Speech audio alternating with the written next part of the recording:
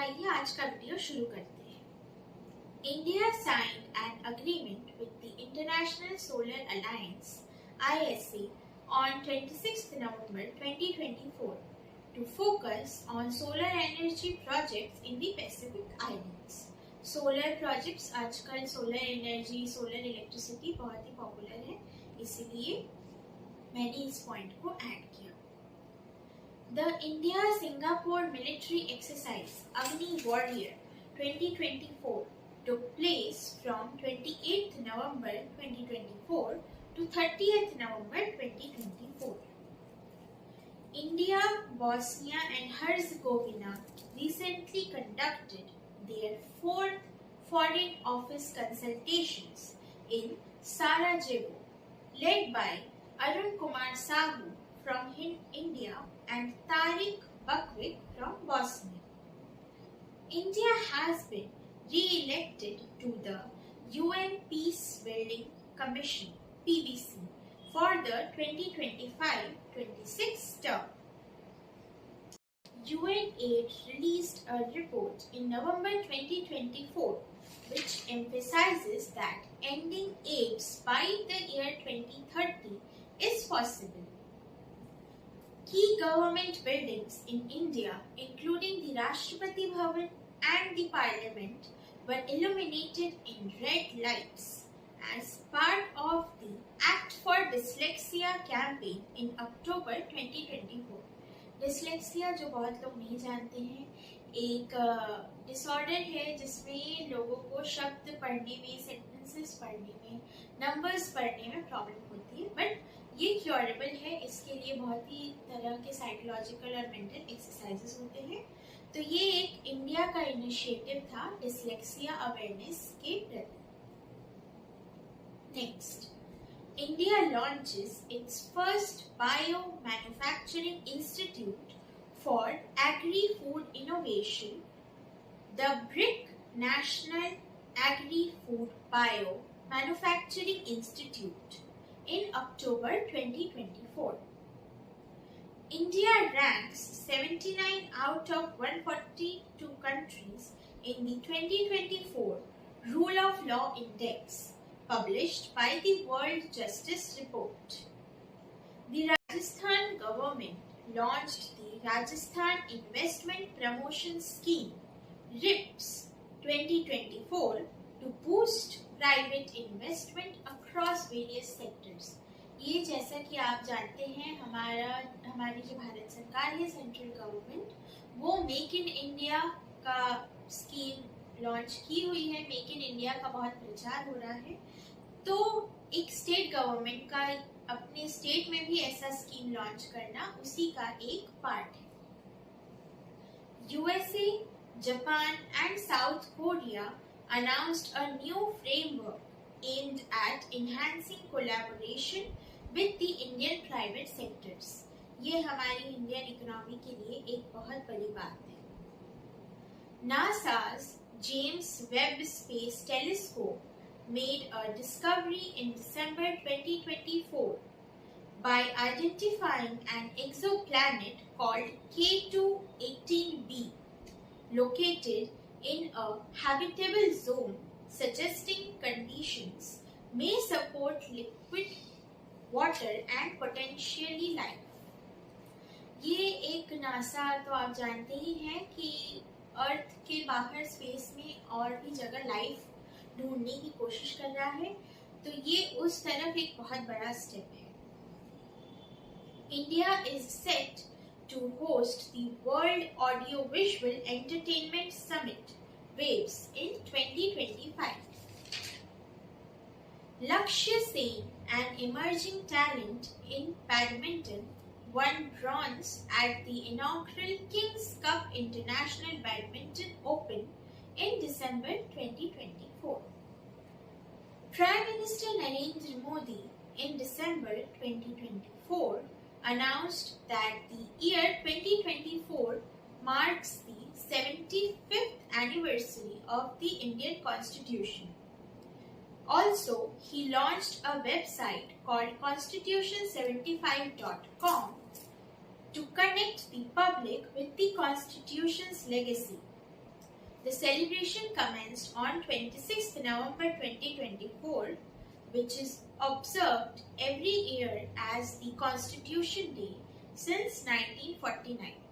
आप सब जानते हैं कि 1949 में 26 नवंबर को हमारा कॉन्स्टिट्यूशन कंप्लीट हुआ था और साइन हुआ था। हालांकि वो लागू 1950 में 26 जनवरी से हुआ था, इसलिए 1949 से हर साल 26 नवंबर को कॉन्स्टिट्यूशन डे के रूप में सेलिब्रेट किया जाता है। और जो 2024 का 26 नवंबर था वो थी हमारी इंडियन कॉन्स्टिट्यूशन की 75th एनिवर्सरी, यानी हमारे भारत के संविधान के 75 साल पूरे हो गए। The GST Council Goods and Service Tax at its 55th meeting held on 21st December 2024 recommended changes in the GST rates of certain goods and services, जिसका कि रिफ्लेक्शन आपको इस साल के बजट में ऑलरेडी देखने को मिला। Recent advancements in medical technology have led to the development of a needle-free syringe by researchers at the Indian Institute of Technology (IIT) Bombay in December 2024. ये मेडिकल सेक्टर के लिए बहुत बड़ी बात है। According to RBI's recent reports, Indian banks' profitability rose for the 6th consecutive year in the fiscal year 2023-24. Kanneru Hampi has recently claimed her second women's title at the FIDE Women's World Rapid and Blitz Chess Championship 2024, New York. Former US President Donald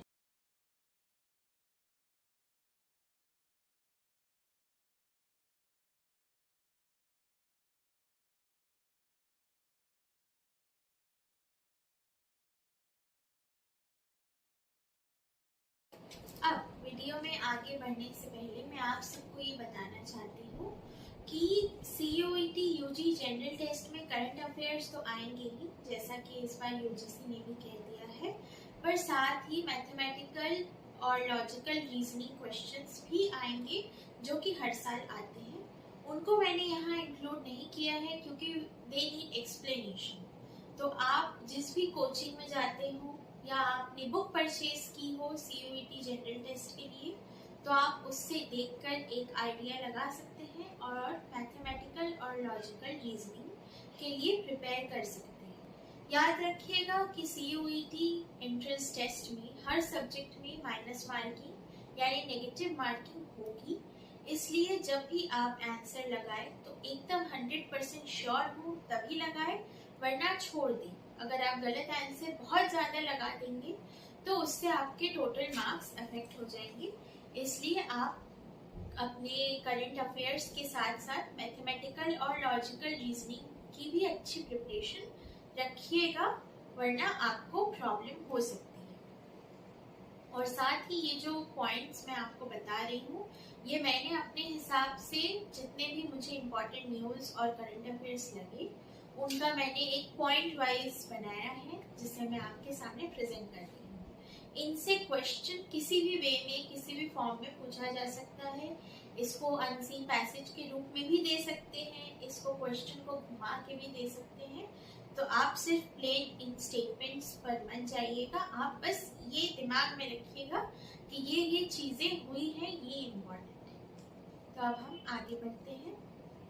Jimmy charter, the former 39th US President, in office from January 1977 to January 1981 and also a Nobel laureate, passed away at the age of 100 on 29th December 2024.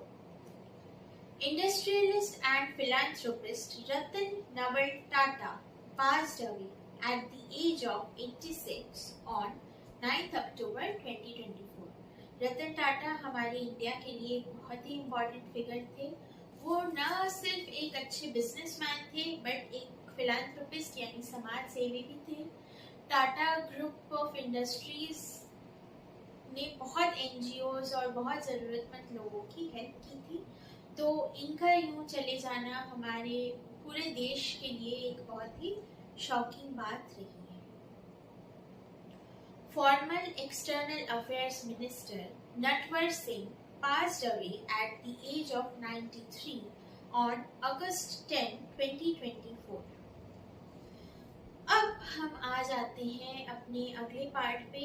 जैसा कि आप लोग जानते ही होंगे, हमारी जो music और entertainment industry है उसने 2024 में और 2025 में बहुत ही अपने इम्पॉर्टेंट जेम्स को खोया है। तो उसमें से कुछ इम्पॉर्टेंट लोगों के बारे में मैं बता दे रही हूँ।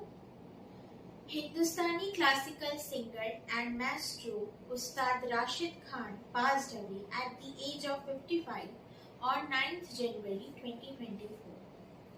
Much loved voice of Indian radio, जिसे बचपन में सभी ने सुना होगा, Amin Sayani passed away at the age of 91 on 20th February 2024.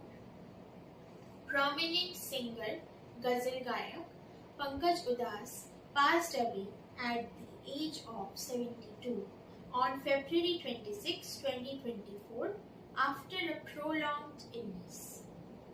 Media baron and founder of the Innadu Group, Ramoji Film City and ETV, Mr. Ramoji Rao passed away at the age of 87 on June 8, 2024. Noted poet and critic N.K. Desan passed away at the age of 87 on 4th February 2024. Popular folk singer Sharda Sinha, Padma Bhushan recipient, passed away on 5th November 2024 during the auspicious festival of Chhath. इन्हें प्यार से सब बिहार कोकिला कहते हैं। जैसा कि आप जानते ही होंगे, शारदा सिन्हा जी ने जो छठ के गीत हैं, जो बिहार का फोक म्यूजिक है, उसे न सिर्फ बिहार में या इंडिया में बल्कि पूरे विश्व में बहुत ज़्यादा प्रचारित और प्रसारित किया है। ये एक फोक इंडस्ट्री में एक बहुत ही प्रोमिनेंट पर्सनालिटी थी, बहुत ही खूबसूरत गायिका थी और पर्सनालिटी से वो उतनी ही अच्छी और ब्यूटीफुल थी। तो इनका यूं ऐसे छठ के पर्व पर चले जाना, जिसके लिए इन्होंने इतने गीत गाए हैं, बहुत ही दुखदायी रहा। जाने से पहले भी उन्होंने इस साल के छठ पूजा के लिए भी गीत रिकॉर्ड किए थे, जो उनके मृत्यु की खबर आने के बाद सोशल मीडिया पे उनके रिकॉर्डिंग स्टूडियो से क्लिप बहुत ज़्यादा ट्रेंडिंग हुआ था। Tabla maestro Ustad Zakir Hussain passed away on December 15, 2024 owing to complications arising out of idiopathic pulmonary fibrosis. He has received in his lifetime 4 Grammy Awards, the Padma Shri Award in 1988, the Padma Bhushan in 2002 and the Padma Vibhushan in 2023. Dr. Manmohan Singh, former Finance Minister and Prime Minister of India from 2004 to 2014, passed away at the age of 92 on 26th December 2024. The central government on the laws declared a 7-day national mourning, जिसमें सभी सरकारी कामकाज बंद थे। जैसे जिस दिन उनकी मृत्यु हुई उस दिन तो पूरे भारत में नेशनल मोर्निंग थी, सब स्कूल, कॉलेजेस, दुकान, ऑफिस बंद थे। बट उसके बाद से 7 दिन तक पूरा सरकारी कामकाज एक उनके लिए ट्रिब्यूट, क्योंकि वो बहुत ही अच्छी पर्सनालिटी थे, उनके लिए एज ए ट्रिब्यूट सरकार ने अपना सारा काम 7 दिन तक बंद रखा। और मनमोहन सिंह जी के बारे में ये बात बहुत ही कम लोग जानते होंगे, आपकी जनरेशन तो शायद न जानती हो कि प्राइम मिनिस्टर बनने से पहले वो हमारे देश के फाइनेंस मिनिस्टर थे और उन्होंने अपने फाइनेंस मिनिस्ट्री के कार्यकाल में हमारी इंडिया की इकोनॉमी को बहुत बूस्ट किया था। साथ ही वो इकोनॉमिक्स के प्रोफेसर थे। इकोनॉमिक्स में उन्होंने पीएचडी की हुई थी, जिसलिए उनको डॉक्टर मनमोहन सिंह कहते हैं। और साथ ही वो एक गोल्ड मेडलिस्ट इकोनॉमिस्ट थे।